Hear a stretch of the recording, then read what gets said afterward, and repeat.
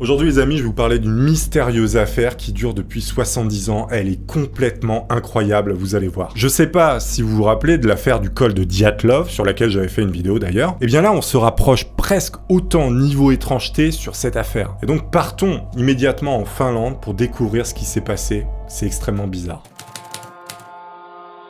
On n'est pas très loin d'un endroit qui se nomme Vaita, et tout ceci se passe le 4 juin 1960. Faut savoir qu'en Finlande, il y a énormément de lacs. Il y en a à peu près 200 000 dans tout le pays. Mais ici, pour cette étrange affaire, on part pour le lac de Bodom. On a 4 personnages principaux pour cette histoire très sombre. 2 filles et 2 garçons. En fait, ce sont 2 couples. Maila et Enja, qui ont 15 ans, avec Nils et Seppo, 18 ans, leurs copains respectifs. Ils étaient donc vachement jeunes, vous me direz. Surtout un peu jeunes pour aller camper seuls dans la nature près du fameux lac Bodom. Ce lac n'est pas immense à proprement parler. Pour que vous imaginiez mieux les lieux, le voici. C'est un lac, comme on en trouve énormément en Finlande, de 3 km de long pour 1 km de large. Pas très profond également, puisque la profondeur maximale est de 12 mètres. Sur les bords, il est arboré de différents arbres. Justement, un endroit propice pour faire du camping sauvage. Donc, le 4 juin 1960, qui est un samedi, Enja, Maila et leurs 2 copains partent faire du camping sauvage dans cette zone. Ils arrivent en moto près du lac et cherchent un endroit cool pour passer la nuit. Ils finissent par trouver un endroit sympa près du manoir d'Oita.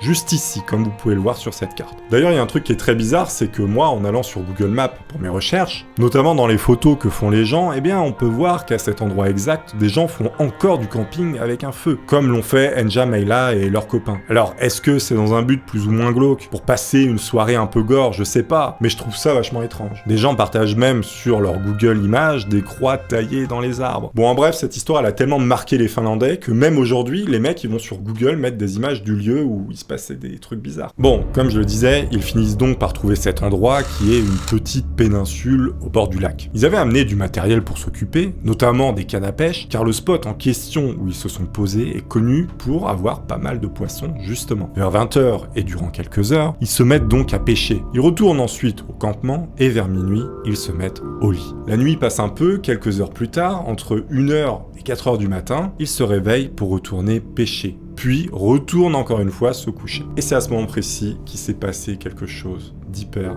troublant, voire horrible. Le matin se lève sur le lac de Bodom. Il est 6h du matin. Des ornithologues amateurs étant dans le coin pour observer les oiseaux. Et d'après leurs témoignages, ils voient au loin le campement des 4 jeunes venus passer la soirée. Ils observent là un homme avec les cheveux blonds sortir d'une des tentes. Mais bon, ils cherchent pas plus loin, pour eux, il n'y a rien de spécial. Comme aussi, ce jeune pêcheur de 14 ans qui a vu à 50 mètres de lui, au même moment, le même homme blond avec un pull passer, ou plutôt s'enfuir. Mais il était tellement myope que son témoignage ne valait pas grand-chose aussi. Quelques heures passent, on passe maintenant de 6h du matin à 11h. Un type fait son jogging. C'est un menuisier du coin qui se nomme Risto Sirène. Il a pour habitude de courir autour du lac pour faire son sport. Sauf que cette fois-ci, il va faire une découverte macabre. Sous le choc, il alerte la police immédiatement. Et voici ce qu'il a vu. Enja et son copain ont le crâne totalement enfoncé dû à un objet massif qui a percuté leur crâne plusieurs fois. Ils sont évidemment tous décédés. Leur toile de tente est totalement déchirée par le côté de l'extérieur. Maila, elle est sur la tente, également morte à cause de 15 coups de poignard, visiblement un acharnement. Et son copain, Nils, lui, est allongé à côté d'elle, comme mort. Mais il survit, malgré le visage quasiment écrasé et le crâne fracassé. Envoyé immédiatement à l'hôpital, on constate que son os occipital a reçu un énorme choc. L'os occipital, c'est un os qui est derrière la tête, et si on tape un peu fort, eh bien, on meurt, tout simplement. Donc clairement, la personne qui a fait ça avait l'intention de tuer. Elle savait où taper. Et notamment, on peut penser qu'ils ont été pris par surprise, dans le dos. Son menton a également pris un énorme choc, visiblement dû à une énorme pierre. Ce qui est très important, c'est qu'aussi, on n'a jamais retrouvé les objets qui ont permis de les fracasser. Bon, Nils finit par se rétablir malgré des semaines d'hôpital et une probable lésion cérébrale. Le problème, c'est qu'après être arrivé sur la scène de crime, les enquêteurs ne prennent pas le temps de baliser la scène. Entre-temps, des passants et autres piétinent complètement la scène. Sauf que dans l'histoire, il y a cet homme blond un peu mystérieux qui a été aperçu par les 2 gars qui regardaient les oiseaux, justement.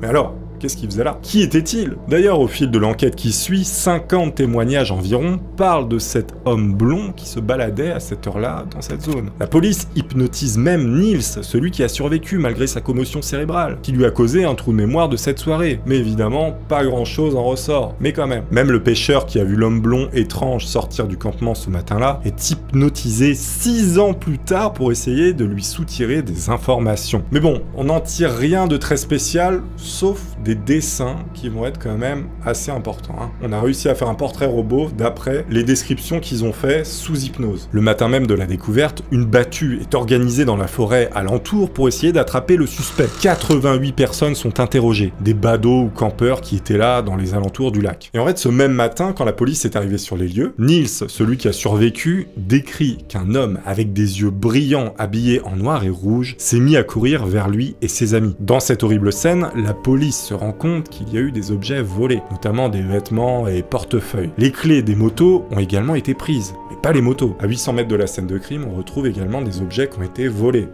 dispersés un peu à droite à gauche. Avec des traces de sang qui portent les marques de chaussures de Niels, celui qui a survécu. On peut se dire que là, l'agresseur, il avait volé les chaussures de Niels et puis qu'il les avait mises. Mais bref, l'enquête piétine. Et c'est à ce moment précis que ça va devenir encore plus incroyable, digne d'un film, allant de rebondissement en rebondissement, de coïncidence en coïncidence. La police finit quand même par trouver des suspects potentiels, des gens bizarres du coin que voici.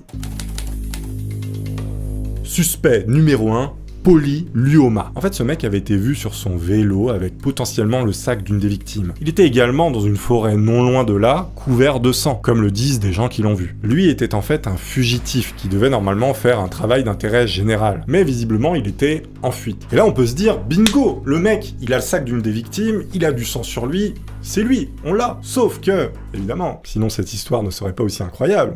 Paulie avait un alibi en béton. Il a prouvé que cette nuit-là, il était très loin dans une autre ville, à Otaniemi. Donc, ça ne pouvait pas être lui, c'était sûr. Et en suspect numéro 2, et pas des moindres, on a Pentti Suonen. Ah, le prénom finlandais, j'ai beaucoup de mal. Un pur psychopathe qui avoue littéralement que c'est lui qui a fait ça alors qu'il n'avait que 15 ans à l'époque des faits. En gros, le mec raconte qu'il faisait l'école buissonnière et puis qu'il allait buter des gens. Voilà. Le problème, c'est que lui était totalement mythomane et ses aveux ne valaient pas grand chose. Donc, gros doute, la police le met un peu de côté. Et on a également un troisième suspect qui s'appelle Valdemar Gillström. Lui, c'était aussi assez spécial et plutôt intriguant. Il tenait en fait un kiosque à journaux dans le bled d'à côté. On le connaissait comme le loup blanc. Déjà parce que c'est lui qui tenait le kiosque et qui vendait les journaux, mais surtout qu'il avait une haine viscérale contre les campeurs. Il n'hésitait pas à se montrer violent avec eux. Mais le plus troublant, c'est que derrière sa maison, en fait, dans son jardin, il avait un puits. Et quelques temps après les faits, il avait bouché ce fameux puits. Bon, paradoxalement, ce monsieur meurt en 69, non... Il meurt en 69. Non, en 1969.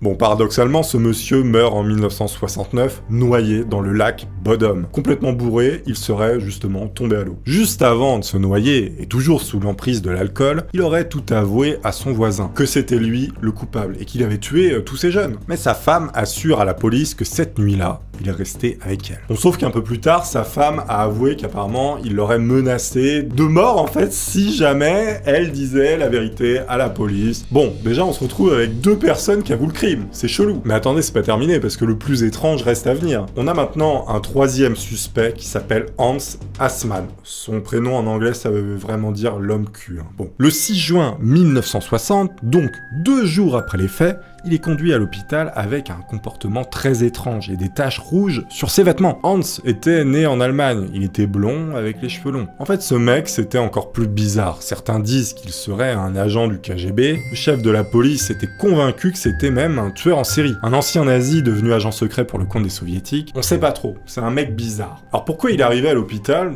2 jours après les faits, maculé de rouge avec un comportement étrange? Eh bien en fait, le rouge sur ses vêtements, ce serait potentiellement de la peinture. Visiblement, il peignait sur un chantier et picolait en même temps. Il a commencé à avoir mal au ventre et est allé à l'hôpital. D'où son comportement bizarre et les taches rouges sur lui. Sauf que c'est encore plus sombre. C'est sombre dans le sombre tout le temps cette histoire, c'est fou. De plus, le soir des faits, il a un alibi solide. Il était chez sa maîtresse et a été vu avec elle. Impossible, d'après la configuration des lieux, de quitter l'établissement, j'allais dire, mais la maison de sa maîtresse sans qu'on le voit. Ce qui est d'autant plus bizarre, c'est que la police n'a pas prélever ses vêtements en fait pour voir ce que c'était réellement. En fait, ils étaient sûrs que c'était de la peinture, sauf que des médecins affirmaient que c'était bien du sang. Là aussi, comme je vous ai dit, grosse zone d'ombre. On a aussi le suspect bonus. Oui, on peut le dire. Hein. On est à l'enterrement des victimes. Moment solennel, lourdeur dans le public. La presse est là, elle prend des photos. Et justement, sur l'une de ces photos, on peut voir un homme étrange qui ressemble trait pour trait au portrait robot. Évidemment, on n'a jamais retrouvé ce monsieur et ça reste un mystère de savoir qui il était. Ça, c'est vraiment con. Mais il y avait aussi deux pêcheurs qui, eux, justement, pêchaient sur le lac lors de la nuit des faits. Étrangement, ils avaient abandonné cette nuit-là leur canne à pêche sur la rive. On n'a jamais entendu parler d'eux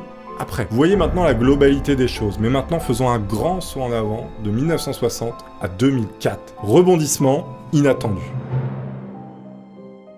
Niels, le seul survivant, est maintenant un vieux monsieur. C'est-à-dire que 35 ans plus tard, après cette histoire, le mec est quasiment en déambulateur. Il voit la police débarquer chez lui pour l'arrêter comme principal suspect dans cette affaire. Le procès débute en 2005. Le procureur pense que, sous l'emprise de l'alcool, le mec aurait totalement pété un plomb après une bagarre perdue et des avances refoulées par l'une des filles, et donc il serait passé à l'acte et aurait zigouillé tout le monde. Ça fait beaucoup quand même. Dans la salle d'audience, ambiance hyper glauque. L'une des tantes est remontée pour reconstituer les faits. En fait, il est surtout accusé car avec l'évolution de la science et notamment la possibilité d'analyser l'ADN, eh bien on ne trouve aucun autre ADN sur les vêtements que celle des 4 campeurs. Vous me direz que cette accusation n'a pas vraiment de sens si elle se base seulement là-dessus.